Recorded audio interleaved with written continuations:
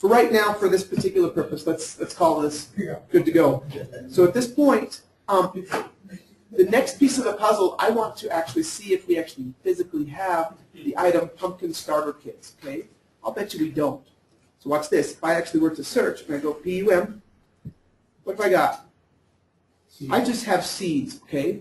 So technically, I can't even really do my piece yet because I don't have the physical piece right here, okay? Inside of here, there is not a little can, if you will. There's not a little can for me to say pumpkin starter kit yet. So watch this. This is, I realize it's kind of like random and stuff. I'm going to go like this, back. So we're currently, our PO number is 13. We're going to kind of leave it for a second and kind of go back and modify this. So I'm going to go here, and I'm going to actually go. Is that what you did, Brandon? No, I'm not sure. Somebody else was using the page here. But I'm going to switch to a different tab. So basically, the PO that I was building is just going to stay out there in cyberspace for a second. I'm going to come here. I'm going to go to the PO homepage. I have to create a new little container for that pumpkin starter kit, okay? Come here. I'm going to find another one that was Greenway Products. Boom, right here. Here's one. I'm going to hit Edit. Just check and make sure because it's internal to me. Okay, boom, boom, boom. This one's going to do the back guano manure. If you're okay, I'm going to actually add it right here to Greenway as a pumpkin starter kit. Okay, boom. I'm going to come in here, and I'm going to actually say, I'm going to say 0. I don't have any right now.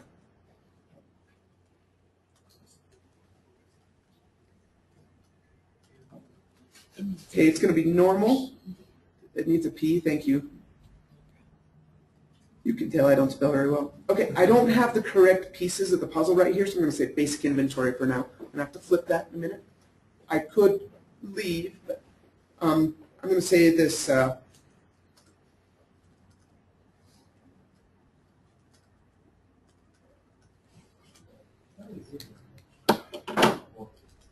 you just say it was like an open bag? What's that? Open bag? What was that? Open bag. We switched subjects. We're actually creating the little holder to, basically, we're creating the item root beer. We're creating the item pumpkin starter kit, okay? But we have to kind of do a PO right here. We're going to pop it through here. Basically, right now, I'm just going to leave everything as is. I don't know anything on this, okay? And I'm going to come on down and just say, go ahead and add it as an item. So that was totally prep. It didn't hurt this particular invoice at all, but I now have a new item. I have a new little plate that I can now say, oh, cool. Here we go. Here's what's going to end up happening on this guy right here, okay? So what I want to do is now that I have pumpkin starter kits, I'm going to switch gears. I'm going to go to this different little thing here. Now watch, I'm going to search for pumpkin again. Search. Okay, here's my pumpkin starter kits. And I'm going to say add as a new item. I've got 10 of these new ones, and the total cost, watch this for just a second, sorry. I'm going to go to advanced, okay? What is it, 4670? Was that our total? 4760. 4760. 4760. Where this actually came from, just so you can kind of see it, is I'm backing up for just a second just so you can kind of see where we're doing it. This is our total cost so far of everything that we've kind of robbed from the back end, okay? 4760, that's where this magic number came in. And then it was trying to hit search. Yes? But you are going to want to put some type of labor to that, right? Okay, correct. It depends on if you're talking just plain cost or like how you're actually going to eventually account for that. You hire a guy hourly to make your starter kits, so that hourly has to go into those starter kits, right? Okay, so what we're doing is we're just kind of creating what we call the cost of this thing. Okay. We're going to make our price way up wherever we darn well want it to be, and then the actual piece of the labor for that dude, we're going to say, guess what, I'm going to actually take that piece and track it over through payroll, just so that I can kind of allocate like where were the hours worked, and that's how I'm going to choose to do it on this particular model. But good call, great call, great call. So I've got pumpkins right here. Here's my pumpkin starter kit. I did click on add as a basic, but I wanted to kind of go like this. Let's do advanced, okay? My total cost was, help me again, 4760? 40. No, wasn't it? Yeah. 4760. My known quantity is 10, okay? So basically, I'm going to say, do the advanced calculation. It's going to say received quantity of 10, my total item cost. It did a little bit of math for me, okay? I'm going to come down here and say add the item. So at this point, check this out. I got back down to a $0 thing because no physical money ever went anywhere. And I basically just altered my inventory. I took 10 flats, 20 pounds of soil. I took and I eventually created new pumpkin starter kits. Okay, this is an internal build PO. And so now at any point, if I wanted to, watch if we actually went to bulk soil. What do we have? Oh, I went from 2,000 pounds down to 1980. I just robbed 20 pounds of that to go onto my internal build. I now also, on my items, if I go here and I go PUM, okay, my pumpkin seeds went down by 1 because I grabbed one, but I now have 10 physical new items that I can put on the front end of my store and sell those out. Okay. Now, right now, you can see that right now the current price is 0. We just barely added it. I had no clue what it was going to end up being. I'm going to quick do an edit on this guy and actually set this price. So I know that currently the cost is at $4.76. Do I want to sell this as a markup, or do I want to set it as $19.95 per flat? Like, I could literally go like this. $19.95, and I'm going to say this is a pumpkin starter kit sold in flats of 6. Is that how you would do that, or like I don't even know how you do it? So I'm making a couple small little edits here. I'm altering the sales price, and I'm clicking edit that item. So technically now when I go to sell this thing, it's automatically going to go against the quantity of 10 that I have in my system at $19.95. Is that just a one-time adjustment? Okay, I just did a one-time adjustment. If I actually physically wanted it to go off of a markup, I could say a markup. So whatever the current cost of that particular item was, it would adjust accordingly, okay? I'm going to pad my thing right here. If I know that it's going to be, okay, it looks like it's going to cost me $5, $7, and maybe ranging, I'm going to let it range, and I'm going to keep selling it for $19.95. That's how I'm going to cover my cost. We can have the night cards payment real quick since we're right there. Okay, cool. You guys, basically, I don't want to confuse you, but Santiago, what he basically just said is you could add a button, okay? Normal processes go like this. If you're at home or whatever, you either barcode scan it or you search it. Say I checked kit and item, go. Oh, my pumpkin starter kits, I can immediately add it right to the add to cart, okay? That's one way you can do it. Santiago was saying, maybe I sell these all the time and I actually wanted to make a button for it. What it does is it takes out the whole search process so that you pre-build it into a button so that you just click it one time, it knows what to do. That's what a button does, okay? So we'll we have bounced around all over the place. What I'd like to do is let's actually go back to this original PO that we just did. Let's go to the PO homepage. I'm just kind of looking at the top here for a link. Here's our internal build. You can notice that it's different than our basic lives. It's kind of got a different type on it. And we're going to go to printable for just a second. What let's do is let's actually quickly make sure that our model was correct as far as what we actually had built. So can I ask you something? Yes, absolutely. When you're doing an internal build like that, your amount should be 0. Ideally, if you get it back to 0, it means you accounted for all of those different little pieces, because no physical money is actually changing hands when you're doing an internal. So that's what I would recommend you do. And an internal build is built off of a PO. Correct. All it is some people are like, wow, why is that a PO? The reason is this is an inventory tool that I can use to kind of tweak my inventory, okay?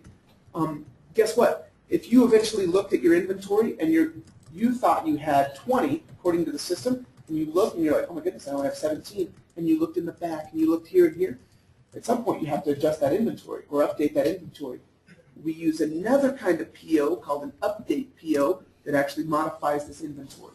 There are 6 different types of POs. It's basically a tool that totally digs in and works in that inventory pool, okay? So that's how we're, general POs go like this. Vendor, PO, get it in. Sweet, I'm good to go. Which then creates a payable, which means I owe somebody. Okay, that's the general process. If I have to do an update and say water went under the bridge, somebody came in and stole something, I had a whole bunch that fell off the shelf and broke, or whatever I need to do, I might need to use another little tool called an update PO to make sure that my inventories are correct, which then kind of creates this other piece like, okay, now what do you want to do with this? Okay, I'm going to pay you off and assign you the cost of goods sold. Okay, like there's multiple ways that you can kind of do it. And I'm kind of talking accounting here, but there are multiple ways to kind of fix that piece. 6 different types of PO types, okay? Cool. Awesome. So what I'd like to do is just kind of... Brandon, one other thought here. Yes, absolutely. Because your inventory is there and you're taking that inventory, you've got the payroll module up there as well if you're paying people. And so you could actually come back and say, well, I'm paying this guy an hourly rate. And so instead of just charging it to payroll, you can charge it to cost of goods sold. And that's where your labor piece would come in rather than trying to, you got an inventory piece and a labor piece, but the labor piece comes out of the higher up where it says payroll. And again, if you wanted to do that, as they're working, they have to charge their time to this project versus another project. So Did I miss that? Is that under time cards? no, yeah, we haven't even really talked about it, but basically there's a whole other section. Yep. So what ends up happening, and it's kind of interesting, but like the deeper you get, the more you're like, oh my goodness, this connects to this, and this connects to this. And so at first it's a little bit overwhelming. It's like, oh my goodness, what's going on? There are basically 12 main players in the system, okay? And then as you use them, they end up creating different pieces of the puzzle that eventually flow up into your financial pieces of the puzzle. Like, how do I account for this? And how do I make this all happen? So that is correct. There are multiple ways that you can actually tell pieces of the puzzle, okay, I used you here. Where do you go? Where do you show up? That's almost your virtual accounting type stuff, okay? I like the analogy that you said every piece within Atlas has kind of a pillar. And it's going to go and touch this and touch that and touch this and touch this. And then eventually you're going to assign it to go here and go there and do this and do that and kind of update it. But it's not going to do it. Okay, correct. So the piece of the puzzle, watch this. I'm gonna build it on this model, then we're gonna build it on the plates, and then we're gonna physically go look at it, okay?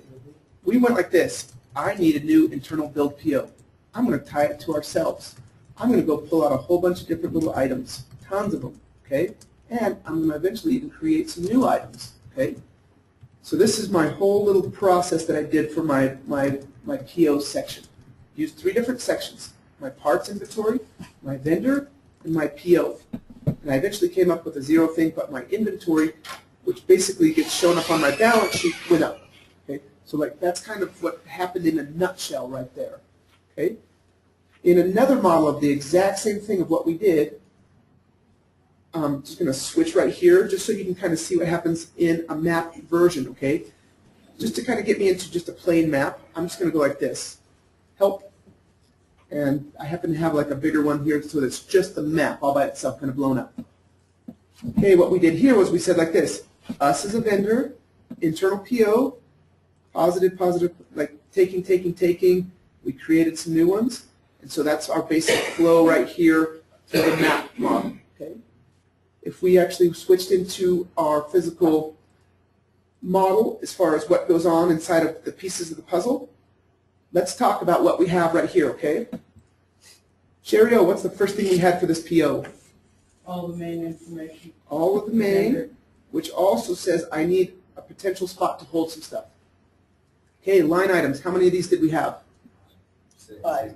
1, 2, 3, 4, 5, 6. Okay, tons of little cups. Any payments yet? Okay, system history. We probably have a ton. Okay. Just for a second, I'm going to just erase this because I can't switch between the different pieces. But we're starting to build the pieces. If I come back here and I actually go to my internal build and I say history, I have okay, a whole bunch of different little pieces of the puzzle that I've added. Okay, perfect. Okay, let's come back here to this particular puzzle piece. Any flex grid tie-ins? Did we add anything? No. Nope. Any special subs or relationships? Okay, we did. We tied it to a vendor, and technically we tied it to 7 different little, also different little pieces of the puzzle, okay? So if we went to any of those pieces, if we went to bulk soil, it'll say, hey, I'm connected to PO13. If we went to manure, hey, I'm connected to PO13. We created tons of little sub-relationships, okay? That's kind of that little bucket. Have we added any sort of photos or scans? Yes. Not to this particular PO, okay? Not to this particular PO.